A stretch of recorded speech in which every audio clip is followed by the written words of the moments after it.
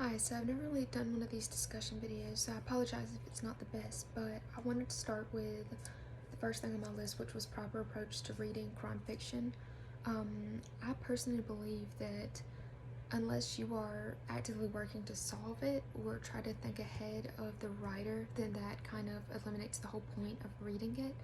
I believe crime fiction is meant to make you think and try to solve the story before the author gets to that point.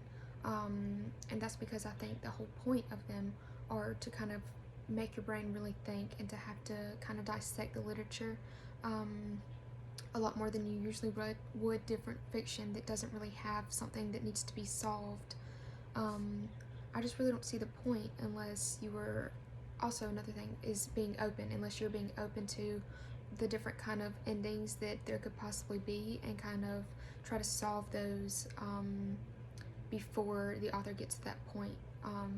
Personally, that's what I do, and personally I don't think there's any other good way to really read it, because if not, I feel like you're kind of ignoring what the author wants you to do. I think most parts they want you to kind of be in suspense and kind of try to really read into what they are doing and to try to guess forward, maybe be wrong, maybe be right, but in the end still try to guess the next point of the book.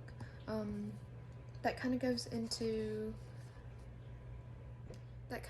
my next point, which is basically can there be crime writing without the suspense?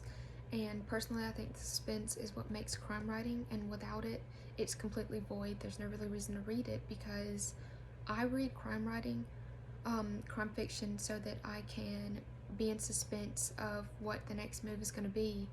And I don't really get that with any other type of genre. So when I read crime writing, I expect there to be suspense, and if there's not, I can't really consider it fully crime writing, because I think that is the basis of what crime writing is built off of. So, because to me personally, when I've read a book and there's been more suspense in a forensic file episode than the crime fiction book, I just feel like that shows how poorly the book is written if there's no suspense and if I'm not, waiting to see what happens next. The next question I wanted to go over was, how does Neiman's argument about the politics of crime writing strike you?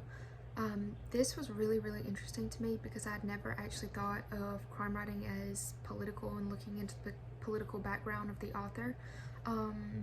Makes a lot of sense, especially now with, people's attitude, people's different opinion toward the police. It's very wildly different from one person to the next versus, the police need to be completely, what's the word I'm looking for, defunded, or either, people are in support of the police. So I can see definitely how, if a crime fiction definitely surrounds around the police, how you should be able to see the author's political views based on how they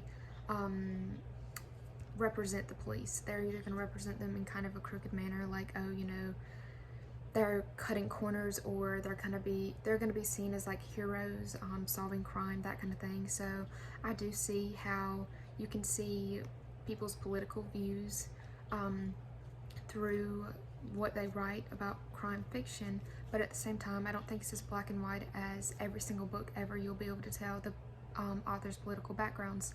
I just don't think it's that black and white, and I think his name was Neiman's argument was kind of that it isn't so black and white, and that you can't 100% say that some writing is conservative while the other is not, based on just reading the book, besides hearing the author's opinion. So thank you. I think I forgot to introduce myself.